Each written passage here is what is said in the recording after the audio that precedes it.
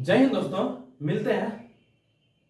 जय हिंद दोस्तों, पिछले क्लास में हम लोग चर्चा कर चुके थे अनुसूची 1 से 6 तक। इस क्लास में हम लोग चर्चा करने जा रहे हैं अनुसूची 7। इस क्लास में हम लोग चर्चा करने के लिए जा रहे हैं। इस अनुसूची 7 क्या कहता है कि शक्ति का विभाजन। शक्ति का विभाजन क्या है? तो शक्ति का विभाजन मतलब शक्तियों का बंटवारा कर देना। शक्तियों का बंटवारा, शक्तियां मतलब अपना शक्ति नहीं, वो शक्ति जो केंद्र सरकार के पास है और टोटल तो देखिए, घर का मुखिया के पास टोटल शक्ति होता है, स्कूल का शक्ति स्कूल के प्रिंसिपल के पास, वो स्कूल को कैसे चलाना है, किस तरह से रूटीन करवाना है, वो सब शक्तियां तो वो भी अपने स्कूल में क्लास वाइज बांट देता है। क्लास का जिम्मेदारी क्लास टीचर के ऊपर। अब उसके बाद जो उसका जिम्मेदारी होता है वो क्लास मॉनिटर के पास होता है। पहला जिम्मेदारी क्लास मॉनिटर, दूसरा क्लास टीचर, तीसरा प्रिंसिपल। हेड कौन? प्रिंसिपल ने अपनी शक्तियां बांट दिया है।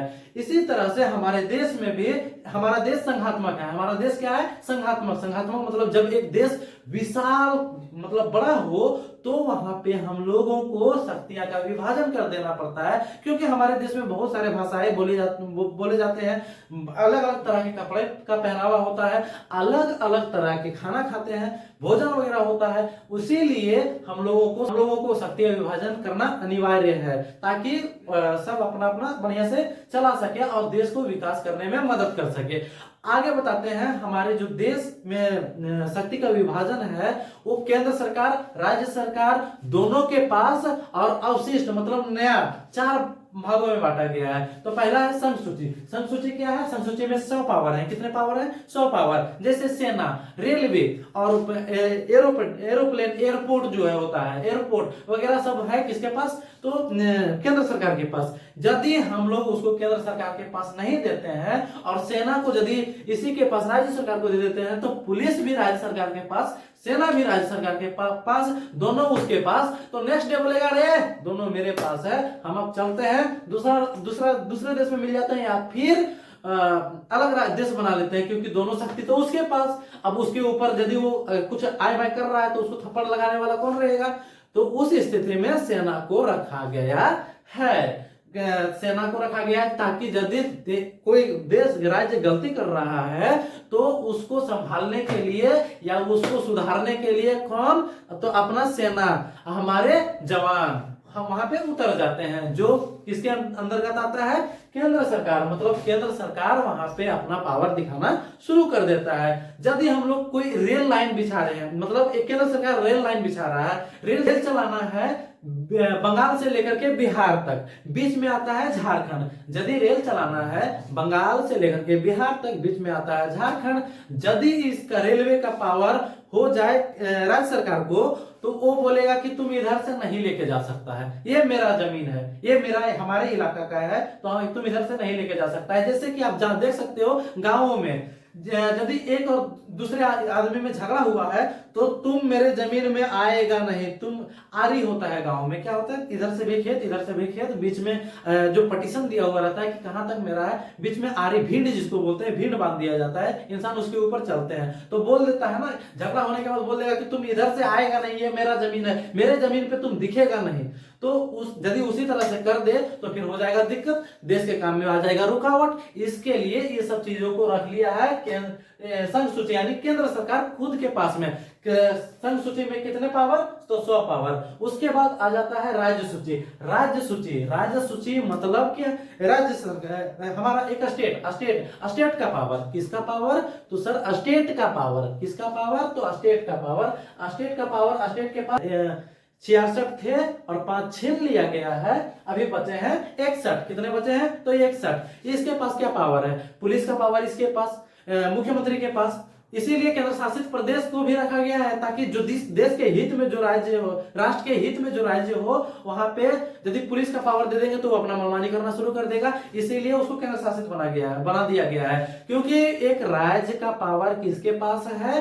तो एक पुलिस का जो पावर है वो किसके पास है? तो राज्य सरकार के पास है। और राज्य सरकार पुलिस को किसी भी तरह से अपना इस्तेमाल कर सकता है। इसीलिए केंद्र जो राष्ट्र के हित में जो जगह होता है है उसको केंद्र शासित प्रदेश बना दिया जाता है। अभी मैं बता रहा हूँ राज्य सूची, तो राज्य सूची में 66 पावर थे, अभी 61 हो गए हैं। राज्य सूची के अंतर्गत आता है पुलिस, अदालत और जेल, ये सब आते हैं राज्यसभा के अंतर्गत, ये सब आते हैं राज्य सरकार के अंतर्गत।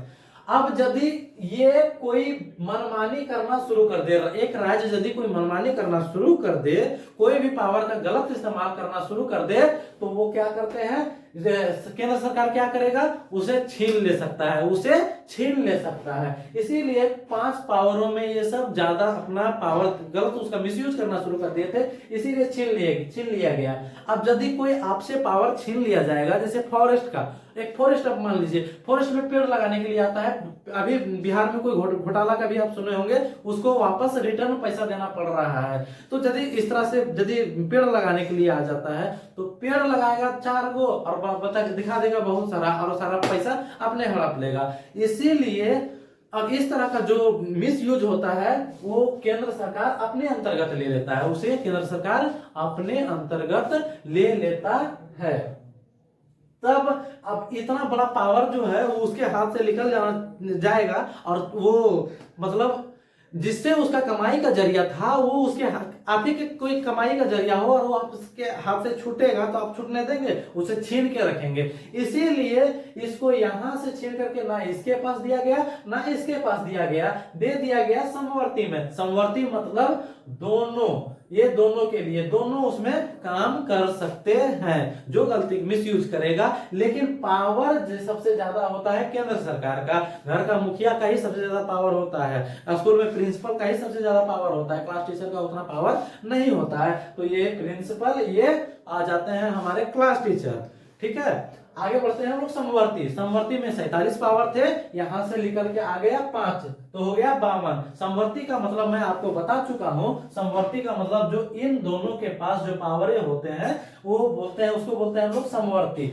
समवर्ती मतलब जैसे शिक्षा, यदि उसको सिलेबस चेंज करना हो, केंद्र सरकार को सिलेबस चेंज करना हो, राज्य सरकार ना बोले, तो बात किसका माना जाएगा, केंद्र सरकार का, उसे कर दिया जाएगा। क्योंकि एक राज्य के चक्कर, एक राज्य के लिए हम सभी राज्य को चौपट नहीं कर सकते, इसीलिए यहाँ पे बात माना जाता है केंद्र सरकार का। जो भी काम राष्ट्र हित में हो और उसे करने के लिए राज्य सरकार बाधा करे, तो उसे केंद्र सरकार अपने अंडर ले लेता है। उसके बाद आ जाता है अवशिष्ट। अवशिष्ट का मतलब होता है मेरे दोस्त, अवशिष्ट का मतलब होता है जितने भी नए नए चीज आ रहे हैं सब जाएंगे अवशिष्ट में। किसमें जाएंगे, तो सब जाएंगे अवशिष्ट में। अवशिष्ट का मतलब होता है नए नए चीजें जितने भी आएंगे वो इसमें जुड़ जाएंगे। संविधान, हमारे भीमराव अम्बेडकर बहुत ज्यादा दिमाग वाले, जान रहे हैं कि कुछ ना कुछ नया आएगा ही, टेक्नोलॉजी बढ़ता ही जा रहा है, कुछ ना कुछ नया आएगा ही, कुछ ना कुछ नया आएगा ही, तो उसे जोड़ दिया जाएगा अवशिष्ट में। और उसे किस में जोड़ दिया जाएगा, अवशिष्ट में। कितने जोड़ेंगे पता नहीं, एक पेज खाली छोड़ दिया जाएगा, जितना भी आएगा उसी में लिखते जाओ, उसमें लिखते जाओ। एग्जाम्पल के तौर पे ऑनलाइन क्लास, यूट्यूब पे पढ़ाना, ऑनलाइन क्लास करवाना आ जाता है अवशिष्ट के अंदर। परमाणु ऊर्जा आ जाते हैं अवशिष्ट में, परमाणु बम आ जाता है अवशिष्ट में, अंतरिक्ष वाला आ जाता है अवशिष्ट में, सोशल मीडिया आ जाता है अवशिष्ट में, फेसबुक इंस्टाग्राम सब कुछ आ जाते हैं अवशिष्ट में। किसमें, अवशिष्ट में। अवशिष्ट मतलब जितने भी नए नए चीज आ रहे हैं सब जुड़ेंगे अवशिष्ट में। मिलते हैं नेक्स्ट वीडियो में। आप मेरे चैनल को सब्सक्राइब कर लीजिए, और इसके बाद मैं अपने क्लास में चर्चा करने जाऊंगा अनुसूची 8, 9, 10, 11, 12। मिलते हैं नेक्स्ट क्लास में। जय